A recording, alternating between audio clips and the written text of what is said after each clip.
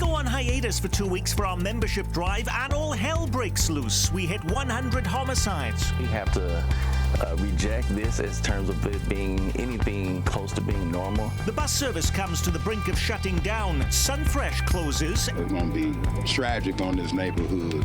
And the Missouri Attorney General resigns. Is that newsy enough for you? And whatever happened to that summer stadium announcement we were promised? We have a stated objective of being able to talk about a specific location. I'm calling it, the middle of the calendar year in that June-July period. It's August and still nothing. Those stories and the rest of the week's big local news stories straight ahead. Week in Review is made possible through the generous support of Dave and Jamie Cummings, Bob and Marlise Gorley, the Courtney S. Turner Charitable Trust, John H. Mize, and Bank of America N.A. co-trustees. The Francis Family Foundation through the discretionary fund of David and Janice Francis, and by viewers like you. Thank you. Hello and welcome. I'm Nick Haynes. It is so good to be back with you. Thank you for your patience with us as we took a back seat over the last couple of weeks for a significant fundraising drive around here on our air. Now that we're back, we're going to make up for it by not only bringing you the biggest news stories of the past week, but pick up some of the most impactful and downright head-scratching stories we missed while we were away. Now, jumping on board the Week in Review bus to make sense of it all is KCUR News Director Lisa Rodriguez and former Star reporter Dave Helling. From Next Page KC, Eric Wesson, and tracking the region's top political stories for KCUR, Brian Ellison. Now, I'm not sure this was on anyone's bingo card this week, but Missouri Attorney General Andrew Bailey has resigned to join the Trump administration. He'll be the new deputy co-director of the FBI. When Trump was first picking his cabinet, he was considering Bailey for the Attorney General spot. This seems a big step down from that. What's so compelling for Bailey to give up what is one of the most powerful positions in Missouri to take a job when he's not even going to be the office leader, Brian? Well, I think that no one is too surprised that Andrew Bailey is leaving for Washington, D.C. Some say that from the day after he was elected in 2024 to his full term as Attorney General, he's been looking for this appointment. The reality, though, is I think he is a compelling candidate for the current Trump administration and its model of how they want to run a Department of Justice. As Missouri's Attorney General, Andrew Bailey was aggressive and passionate about pursuing conservative political causes. He filed legal cases against the Biden administration before Trump was elected and has risen to the defense of the Trump administration since then.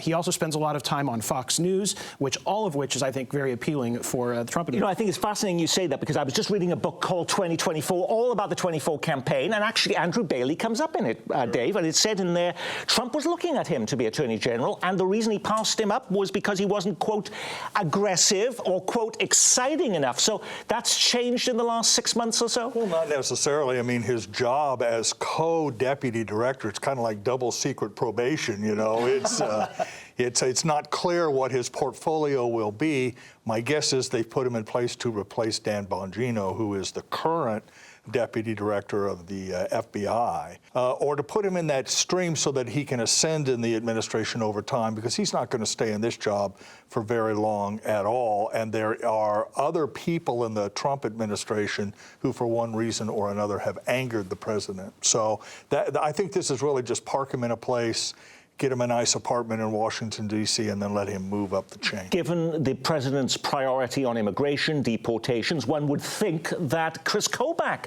would have been a more likely choice, the Kansas Attorney General. Why is he still in Topeka and Andrew Bailey now moving to Washington? A little more tainted goods, Chris Kobach. Okay. He worked with Trump in the first administration, and it didn't turn out well. So my guess is that they're looking for a bit of a fresh face. Now, Andrew Bailey will officially leave his post in Jefferson City at the start of September. But Missouri Governor Mike Kehoe hasn't let the grass grow under his feet. Within hours of Bailey's announcement, he had picked former Missouri House Speaker Catherine Hanaway to replace him. What do we need to know about her? Is she similar to Bailey, or will she take a very different approach to the job, Lisa? I think on its face, this is a far different person in the role of Attorney General. Catherine Hanaway was former Speaker of the Missouri House. earned praise from both Democrats and Republicans when her nomination was announced to fill this role. That said, the Republican Party is very different than it was in 2002 when she was leading, when she was in a leadership role in this party. It has really coalesced around what is Trumpism, and that's the way that the House is. So we'll see if she is the same type of leader as she was then, and acknowledged for bipartisanship.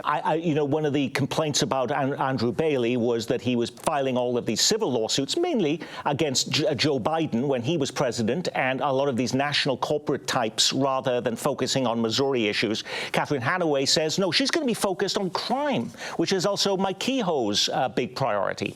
Yeah, so she should fit right in because Missouri has a crime problem, St. Louis, Kansas City, Springfield, and the surrounding areas. But I guess if you wanted to go with a borderline conservative, I think she is one. I would call her one based on her relationship when she was in the House. I think Bailey was extremely conservative, going after people who the courts had released and filing lawsuits to keep them locked up, even though the court said let people go. So it's going to be interesting to see whether she changes the climate. And it's also a major stepping stone as Attorney General to be the next governor. When you think about Josh Hawley, took that job to become a senator. We had Eric Schmidt. Well, actually, both of them were Attorney Generals in Missouri prior to becoming U.S. senators. Even. Right, and it isn't clear. If you look in the Missouri Constitution, the most undefined job of all is Attorney General. It's not like Secretary of State or Treasurer or other statewide offices. It is seen often as a stepping stone for its occupant to other jobs. Whether Catherine Hanaway is still interested in that or not, I don't know. The governor's office presumably will be occupied for another 7 years plus, so that's a long time to wait. But Eric said something very important in terms of Andrew Bailey's efforts to keep innocent people in jail, and then his support for letting guilty people out of jail with January 6th and other things.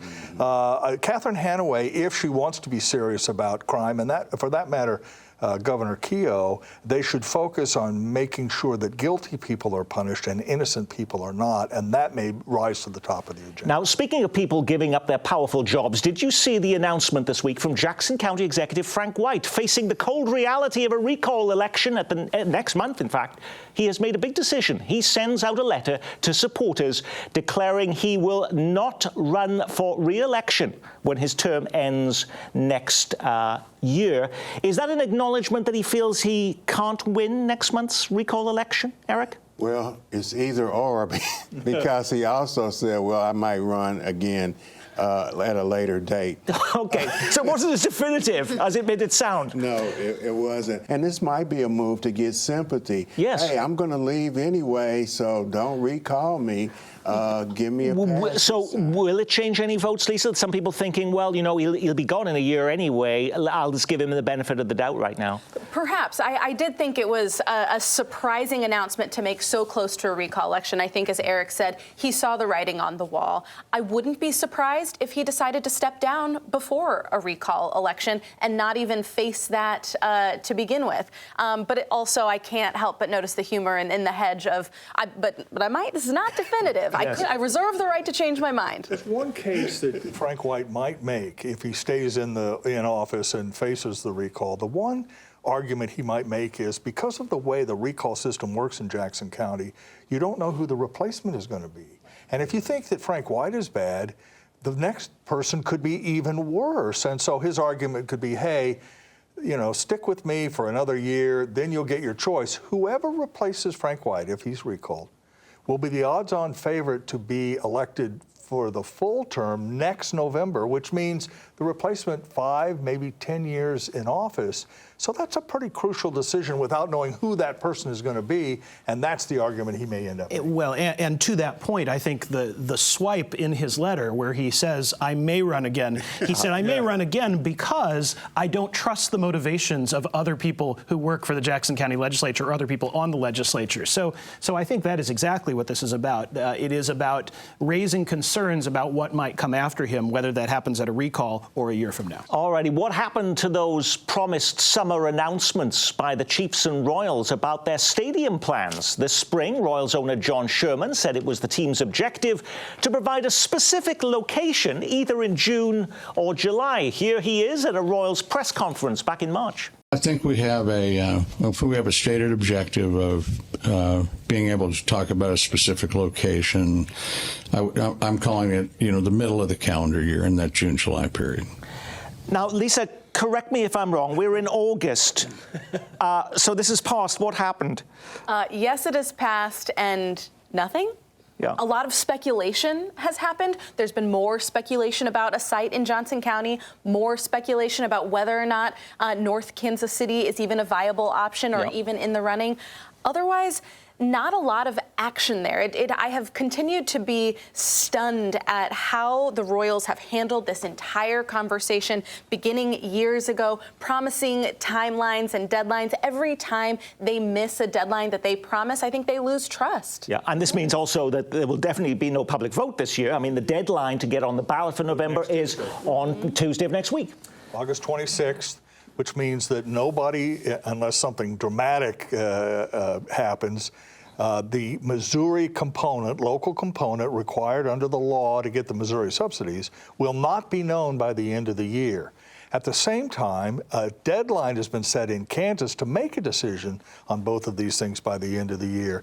That, to me, suggests that the winds are blowing in Kansas' direction because they'll make up their mind. They won't possibly know, the teams won't possibly know the local component this year if it's in Missouri. I think they're leaning toward Kansas, and those negotiations are underway. Did John Sherman lose some of his leverage this week when I saw the Major League Baseball commissioner talked about expanding the league to include Nashville and Salt Lake City? Nashville, of course, one of the big cities we talked about that could be taking the Royals off our hands if we can't build a new stadium.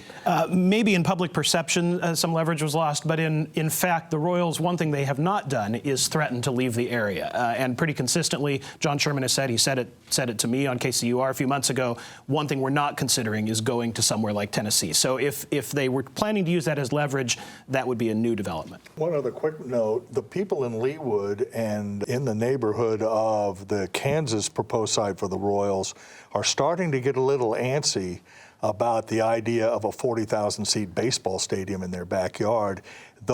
The people in those communities know how to organize, they know how to get their neighbors involved, and so you could see a real local fight in that area if the Royals decide to go out in that direction. And just not to put a too fine of a point on it, but all the negotiation has been so far with the state of Kansas, and the local governments are going to have to say at some point, hey, we want a piece of this too in terms of zoning and traffic and parking and all the other things involved. And we've talked about a lot of deadlines as well. If the Royals want to do this before their lease ends in 2031, I think Fox 4 KC this week suggested that construction on a new stadium would have to start in fall of 2026. So there's not a lot of time to actually get this done. There's lots of deadlines looming here. But they could extend their lease for 5 years and then play this game for the next. Do you think for a minute that if the Royals decide to go to Kansas, that the people in Jackson County are going to say, sure, we'll extend the lease for another 5 years, whatever we can do to make you happy? I mean, there are a lot of pieces on the chessboard,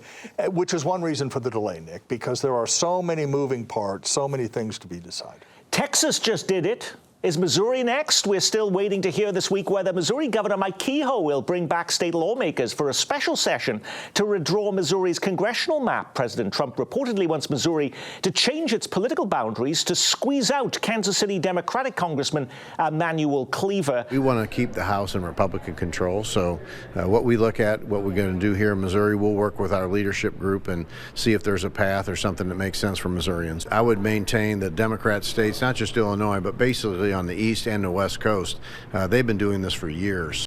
Well, he seems all in. So what's taking him so long to decide on this session? The question is, what's taking him so long to make the announcement? I think it's becoming common consensus that there's going to be a special session. As Jason Hancock of the Missouri Independent has said, the only question is whether initiative petition reform will also be on the agenda for the special session. There's going to be one for redistricting. We did also learn this week that there is a map already circulating, a map developed in Washington that would redraw the districts in Missouri, a map that even Republican leadership in Missouri has not yet seen. So that gives you some sense of how this conversation is going on a national level. Now, and one of the things that they've said that their 7-1 map could turn into a 5-3 map. And I think that's one of the things that he's like, well, wait a minute, let's pump our brakes here and look at this thing from But we're talking about people like Sam Graves, who is in the more rural part of the northern part of our community. You know, he won like with 70% of the vote. There's plenty of leeway here, even if they put more Democratic voters in his district, wouldn't they?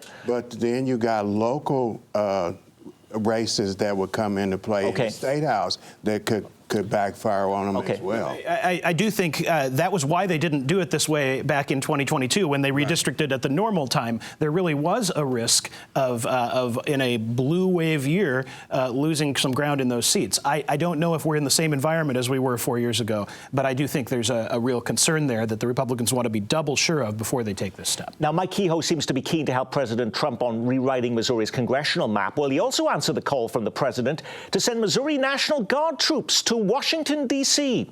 You know it doesn't make sense. The numbers on the ground in the district don't support 1,000 people from other states coming to Washington, D.C. Well, the number of Republican governors signing on to send their National Guard troops to D.C. keeps growing. We're now at 6. Is Missouri next, Lisa? Well, Governor Kehoe has said so far he hasn't been asked directly, so no indication that they're readying troops to send to D.C. That said, I have I wouldn't expect that if he were asked directly to send troops that he would refuse that. You know, he did activate the National Guard even to come to Kansas City to police that during anti-Trump protests earlier this summer, so he's certainly keen on doing that. Yeah, he could do that. Would it be beneficial to the state? He's got his own issues here in the state. But you think about Mike Parson, Mike Kehoe's predecessor. He sent lots of troops to help Texas on the border there to try and solve the immigration question. He was very happy to do that.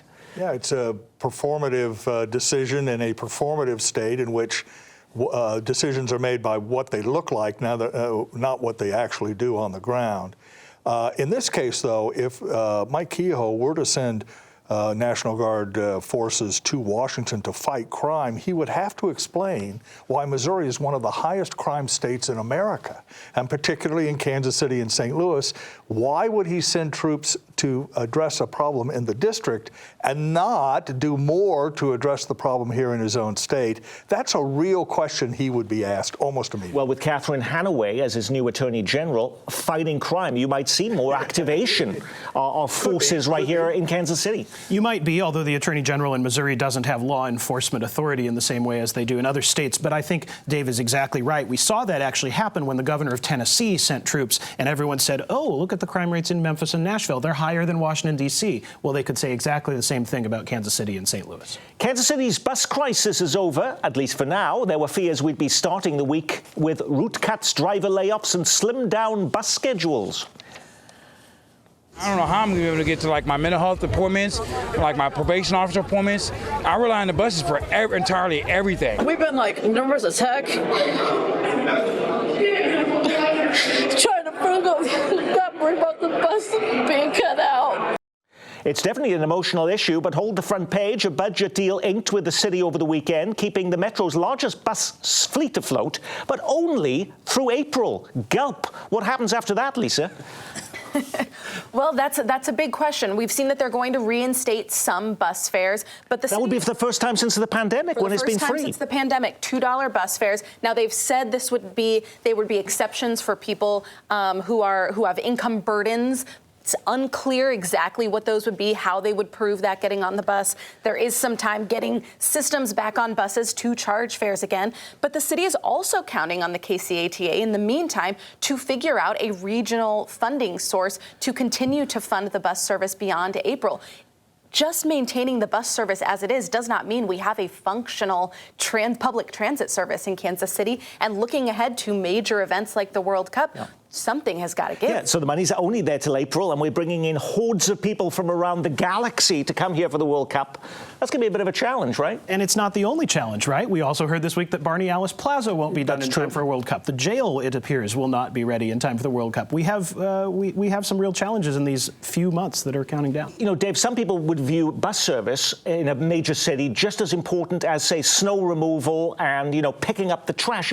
Why has it become so terribly difficult to actually get it done? Well, here? for a couple of reasons. First, you're exactly right. Some people do see it as a service, and that's why it was free. But you don't charge people for snow removal because it's an important thing in an urban area, and transportation can be argued that as well. The problem, I think, for the metro-wide solution that everyone talks about is people simply don't ride the bus. You just don't have enough passengers, and you can see that in surrounding counties all the time. It's very important in Kansas City, Missouri. In other places, perhaps not as much. Reinstating fares will not save the bus system. It doesn't generate enough money, no matter how much you charge or don't charge. The future of the bus system in our area does not depend on fares. It depends on a constant source of tax revenue to subsidize the bus. And I think there is some effort to try and see if they can get that revenue from places other than Kansas City, Missouri. We talked about it on our last program before we were interrupted by our on-air membership drive. Now it's closed. It's going to be tragic on this neighborhood. It's going to be tragic. What's this tragedy this man is talking about? The shuttering of the city-owned Sunfresh grocery store on Prospect after an $18 million taxpayer investment over the past decade. It even had become a national news story, and a new push to have cities run supermarkets, including the new mayor candidate, the leading candidate for mayor in New York. Is this a sign that the answer is no, Lisa? I think the answer is not in this way. I think we've learned some lessons in this, and that it's not just enough to refurbish a building and have a nice building and then ask for a grocery store, get a tenant, and then stop with your involvement. Running a grocery store is an active, involved endeavor that also does not involve a lot of profits there. And so I think there was a lack of thought about security and maintenance and operation there. So I'm not saying that the city couldn't do it. I think there's a lot of serious conversations about whether it's a wise investment, and that there are many other things to consider besides just refurbishing a building. Well, some people would say, well, they spent $18 million on this thing. I saw the mayor this week saying that was money well spent. Yeah, and Lisa's right. They put the money in the store, but not with the operator. And I think people have that confused in thinking that community builders got $18 million. The problem was... Where did all the money go then? It went to building the building. Okay. I think community builders got $750,000 out of $1.2 million that was promised to them. And when they got to $750,000, they were so far behind that it just ate that up immediately. When you put a program like this together every week, you can't get to every story grabbing the headlines. What was the big local story we missed? Since we last met around this table, Kansas City hits a grim milestone: 100 homicides. The latest victim, a 14-year-old boy. We have to reject this as terms of it being anything close to being normal. No parent, no grandparent should be outliving their children. It's back to school, and Missouri kids have more to worry about than the pain of getting up early. They're no longer permitted to use their cell phones at any point during the school day. It's part of a new law signed by Missouri Governor Mike Kehoe. Worries over insane heat as KC prepares for the World Cup. A KC Current game was delayed 3.5 hours due to unrelenting temperatures this week. Some questioning why the game was even played. Thousands of KU fans get to see their new football stadium for the first time. It's being juiced by the largest donation in college sports history. And have you seen the backlash over male NFL cheerleaders? In Kansas City, it prompts a run to the history books. Apparently, the Kansas City Chiefs had multiple male cheerleaders when the franchise started here back in the 60s. Nice to go back to history on that one. So what was the big story we missed? One of those or something completely different, Lisa? City Manager Mario Vasquez was on KCUR just this week and just sprinkled a little detail into the conversation about another project that won't be completed in time for the World Cup, which is Barney Alice Plaza. Now, we may have been optimistic in thinking that it could be pulled off in time, but knowing that we won't have a park over 670 as was once promised. We will not have a refurbished Barney Alice Plaza in the middle of downtown for a huge event. That is a lot of things not getting done in enough time, a lot of things where we may be mid-construction during the World Cup. And so there's a big question about what else is not going to happen, what else are we not prepared for when it comes to this match. And let's hope that 120-degree temperatures during that period of time means we still will have a World Cup. Brian. We'll play at midnight. Yeah. You know, Nick, I would mention the cell phone story that you mentioned there in your package of stories. It may not seem like the biggest story that the state has told school districts that they have to ban cell phones. And in fact, we did hear this week that a lot of school districts are secretly pleased that they can fall back on, well, it's a state law, so we have to tell you this. But the reality is it's another example of state regulation getting into things that used to be the exclusive terrain of local school districts and local municipalities. And to the degree that that is part of a conservative agenda as well as a progressive one in other places is a significant ongoing development. Eric. Maury Woodard is now the new combat director. He's working behind with a 6-month delay in the county giving combat the money that they need to operate for the nonprofits. And for the past 10 days, the heat in Kansas City has been totally disrespectful. Dave. The Star had an amazing story on Wednesday and Thursday, about someone firing a bullet into the offices of the Kansas City Chiefs and into the office of Coach Andy Reid while Reid was in the office, apparently, according to the story. A shooting that remains under investigation by the Kansas City Police. That's important on its own terms, but the Chiefs are also talking about moving their headquarters, and the idea that someone could shoot a bullet into the coach's office might give them impetus to move it somewhere else and play into this whole discussion we just had about where the stadiums will go for both the Chiefs and the Rams. Do you know what I found fascinating about that story? You know, it happened 14 months ago, or 15 months ago. Why did it take the media 15 months to get it? Or why did the police hide it for that long? Yeah, or why the Chiefs didn't talk about it, you know, why. But so there are many unanswered questions, but it's an important story. It has, again, on its own terms, a relevance, but it's also relevant to the discussion over where the team is going to go. And on that, we will say our week has been reviewed, courtesy of KCUR's Lisa Rodriguez and Eric Wesson from Next Page KC, KCUR's Brian Ellison, and news icon Dave Howling, and I'm Nick Haynes from all of us here at Kansas City PBS. Be well, keep calm, and carry on.